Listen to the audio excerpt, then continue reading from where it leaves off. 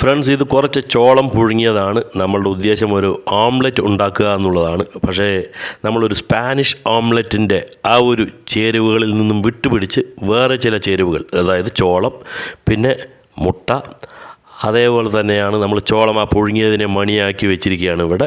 ഇനി അതിന് ശേഷം നമ്മൾ കുറച്ച് ഗ്രേറ്റ് ചെയ്ത ക്യാരറ്റും ചെറുതായി മുറിച്ച ക്യാബേജുമാണ് എടുക്കുന്നത്. അപ്പോൾ നമ്മൾ സ്പാനിഷ് ഓംലെറ്റൊക്കെ ഉണ്ടാക്കുമ്പോൾ അതിൽ ഉരുളക്കിഴങ്ങ്, ക്യാപ്സിക്കം ഇങ്ങനെയുള്ള സംഭവങ്ങളൊക്കെ ആയിരിക്കും. പക്ഷേ അതെല്ലാം വിട്ട് ഇത്തരത്തിലാണ് ഉണ്ടാക്കുന്നത്. ഇനി നമുക്ക് വേണ്ടത് ഒരു പാൻ വെച്ചിട്ട് നമ്മൾ അതിലേക്ക് കുറച്ച് ബട്ടർ ഒന്ന് സ്പ്രെഡ് ചെയ്ത് കൊടുക്കുകയാണ്. എല്ലാവിടെയും നന്നായിട്ട് സ്പ്രെഡ് ചെയ്ത് അതൊന്ന് മെൽട്ടായതിന് ശേഷം നമ്മൾ ആ ഗ്രേറ്റ് ചെയ്ത ക്യാരറ്റും ചെറുതായി മുറിച്ച ക്യാബേജും കൂടെ പാനിലേക്ക് ഇട്ട് ഇതിനെ നല്ലപോലെ വേവിക്കരുത്. നല്ലപോലെ വേവിക്കരുത് പറഞ്ഞാൽ ജസ്റ്റ് ഒന്ന് ചൂടായി ഒന്ന് വാടി വരാനേ പറ്റുള്ളൂ. അപ്പോൾ ഒരുപാട് വേവിക്കേണ്ട ആവശ്യങ്ങളൊന്നുമില്ല. കാരണം നമ്മൾ നല്ല ചെറുതായിട്ടാണ് അത് ഗ്രേറ്റ് ചെയ്ത് എടുത്തിരിക്കുന്നത്. അതുകൊണ്ട് തന്നെ അധിക സമയമൊന്നും എടുക്കില്ല ഒന്ന് വാടി വരാൻ. ആ വാടി വരാൻ വേണ്ടിയിട്ട് നമ്മൾ 1 മിനിറ്റ് ഇല്ലെങ്കിൽ 2 മിനിറ്റ് അതൊന്ന് അടച്ച് വെക്കണം. അടച്ച് വെച്ചതിന് ശേഷം അത് 2 മിനിറ്റ് കഴിഞ്ഞ് തുറന്നെടുത്ത് ഈ ഒരു മിശ്രിതം നമ്മൾ നേരത്തെ മണികളാക്കി വെച്ചിരിക്കുന്ന ആ ചോളത്തിൻ്റെ കൂടെ ഇടുക. അപ്പോൾ ചോളം വേവിക്കുന്ന സമയത്ത് തന്നെ നമ്മൾ ചോളത്തിന് ആവശ്യമായിട്ടുള്ള മഞ്ഞളും ഉപ്പും ഒക്കെ അതിലിട്ടിട്ടുണ്ട്. അപ്പോൾ ഇനി ഈ ഒരു ഇൻഗ്രീഡിയൻസ്, ഈ ഒരു ചേരുവകൾ കൂടെ ചേർക്കുമ്പോൾ ഇതിന് വേണ്ടിയിട്ടുള്ള ആ ഉപ്പ് കൂടെ അതിലേക്ക് ചേർക്കുക. ഉപ്പും പിന്നെ അതിന് ശേഷം കുറച്ച് കുരുമുളക്, എരിവിന് വേണ്ടിയിട്ട് കുറച്ച് കുരുമുളക് കൂടെ ഇട്ട് കൊടുക്കുക. അത് നിങ്ങളുടെ ഇഷ്ടാനുസരണം ഇട്ട് കൊടുക്കാം. ജാസ്തി എരിവ് വേണമെന്നുണ്ടെങ്കിൽ കുറച്ച് ജാസ്തി കുരുമുളക് പൊടി ഇടുക. അല്ലാത്തവർക്ക് കുറച്ച് ഒരു 2-3 നുള്ളിട്ട് ഇടണമെന്നുള്ളവർക്ക് അങ്ങനെ ഇടാം. അത് നിങ്ങളുടെ പാകം നോക്കി നിങ്ങൾ ഇട്ട് കൊടുക്കുക. ഇനി ഇതിലേക്ക് നമുക്ക് ചേർത്തേണ്ടത് മുട്ടയാണ്. നമ്മളൊരു 6 മുട്ടയാണ് എടുത്തിരിക്കുന്നത്. അപ്പോൾ 6 മുട്ടകൾ ഇതിലേക്ക് പൊട്ടിച്ചിടുക. നമ്മൾ സാധാരണ ഇത്തരം ഓംലെറ്റൊക്കെ ഒന്നുകിൽ ബ്രേക്ക്ഫാസ്റ്റ് അല്ലെങ്കിൽ ഡിന്നറിനൊക്കെയാണ് ഉപയോഗിക്കുക. പക്ഷേ ഇതായിരിക്കണം അപ്പോഴത്തെ ഫുഡ്. ഇതിന് ശേഷം വേറെ എന്തെങ്കിലും കഴിക്കുകയോ ഇതിനു മുമ്പ് വേറെ എന്തെങ്കിലും കഴിക്കുകയോ ചെയ്ത് വയറ് നിറയ്ക്കുകയല്ല ഉദ്ദേശം. ഇതേ ഒരു ഹെവി ഫുഡാണ്. അതുകൊണ്ട് ഇത് ആ തരത്തിൽ കാണുക. വൈറ്റമിൻ സിയും വൈറ്റമിൻ എയും ഒരുപാട് പ്രോട്ടീനും ഒക്കെ അടങ്ങിയിട്ടുള്ള ഒരു കംപ്ലീറ്റ് ഫുഡാണ് ഈ ഒരു സംഭവം, ഈ ഒരു ഓംലെറ്റ്. 6 മുട്ടകളും ചേർത്ത് നമ്മൾ നന്നായി അടിച്ചെടുത്തിട്ടുണ്ട്. ഇനി ഒരു പാൻ വയ്ക്കുക. പാൻ വയ്ക്കുമ്പോൾ ശ്രദ്ധിക്കുക, നമ്മൾക്ക് ഇവിടെ ഒരു അബദ്ധം പറ്റിയത് നമ്മളുടെ വളരെ ആഴത്തിലുള്ള ഒരു പാനായിരുന്നു. അതേപോലെ അടിഭാഗം അത്ര വിസ്താരം ഉണ്ടായിരുന്നില്ല എന്നുള്ള ഒരു ചെറിയ ഒരു മിസ്റ്റേക്ക് നമുക്കിവിടെ പറ്റിയിട്ടുണ്ട്.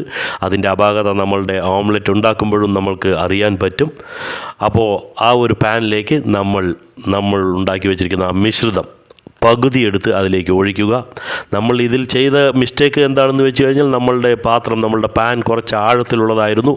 അതുപോലെ തന്നെ അടിഭാഗം അത്ര വലുപ്പമുണ്ടായിരുന്നില്ല എന്നുള്ള ഒരു ചെറിയ മിസ്റ്റേക്ക്. അതുകൊണ്ട് എന്താണ് പറ്റുക എന്ന് വെച്ച് കഴിഞ്ഞാൽ നമ്മളുടെ അടിഭാഗം വേഗം ചൂടാവുകയും മോൾ ഭാഗം കട്ടി കൂടിയ ഒരു ഓംലെറ്റ് ആയതുകൊണ്ട് മോൾ ഭാഗം ഒരുപാട് വേകാതെ ഇരിക്കുകയും ചെയ്യും. നമ്മൾ ഉണ്ടാക്കി വെച്ചിരിക്കുന്ന ആ മിശ്രിതത്തിൻ്റെ പകുതി പാനിലേക്ക് ഒഴിച്ചിരിക്കുകയാണ് ബട്ടർ മെൽറ്റ് ചെയ്തതിന് ശേഷം.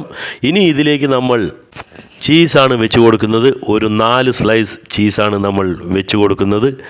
ചീസിൻ്റെ ഉപയോഗം 2ആണ്. ഒന്ന്, നമ്മളുടെ ഓംലെറ്റിൻ്റെ രുചി കൂട്ടും. അതുമാത്രമല്ല, ഓംലെറ്റ് നമ്മളുടെ വലിപ്പത്തിലൊക്കെ ഉള്ളതായ കാരണം അത് പൊട്ടാതിരിക്കാനും അത് പൊടിഞ്ഞു പോകാതിരിക്കാനും ഒക്കെ സഹായകരമാകും. അതുകൊണ്ട് 4 സ്ലൈസ് നമ്മൾ ചീസ് കൂടെ വെച്ച് ബാക്കിയുള്ള ആ കൂട്ടുകൂടെ അതിൻ്റെ മുകളിലേക്ക് ഒഴിച്ച് ആ ചീസൊക്കെ ഒന്ന് മറയത്തക്ക വിധത്തിൽ നന്നായിട്ടൊന്ന് സ്പ്രെഡ് ചെയ്ത് കൊടുത്ത് ഇനി ഇതിനെ നമ്മൾ ഒന്ന് അടച്ചു വയ്ക്കും. ഓർക്കുക, വളരെ സിമ്മിലായിരിക്കണം തീയ്, ഇല്ലെങ്കിൽ അടിഭാഗം നല്ലപോലെ കരിഞ്ഞു പോകും, മോൾ ഭാഗം വെന്ത് കിട്ടുകയുമില്ല. അപ്പോൾ അതെല്ലാം ശ്രദ്ധിക്കുക. നമ്മൾ തീരെ കുറവായ തീയിൽ കുറച്ച് നേരം, നമുക്ക് എത്ര സമയം എടുക്കുമ്പോൾ ഇടയ്ക്ക് വേണമെങ്കിൽ ഒന്ന് തുറന്നെല്ലാം നോക്കാം ആയിട്ടുണ്ടോ എന്നൊക്കെ.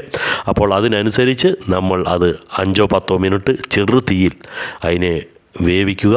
ഇനി അത് തിരിച്ചിട്ടതിന് ശേഷം പിന്നെ ആ തിരിച്ചിട്ട ഭാഗവും കൂടെ അടിഭാഗത്ത് വരത്തക്ക വിധത്തിൽ ഒന്ന് പാനിലേക്ക് ഇട്ട് കൊടുക്കുക. നമ്മൾക്ക് ഇവിടെയാണ് ആ ഒരു പാളിച്ച പറ്റിയത്. മുകൾ ഭാഗം നമുക്ക് കുറച്ചുകൂടെ ഒന്ന് വെന്ത് കിട്ടാനുണ്ടായിരുന്നു.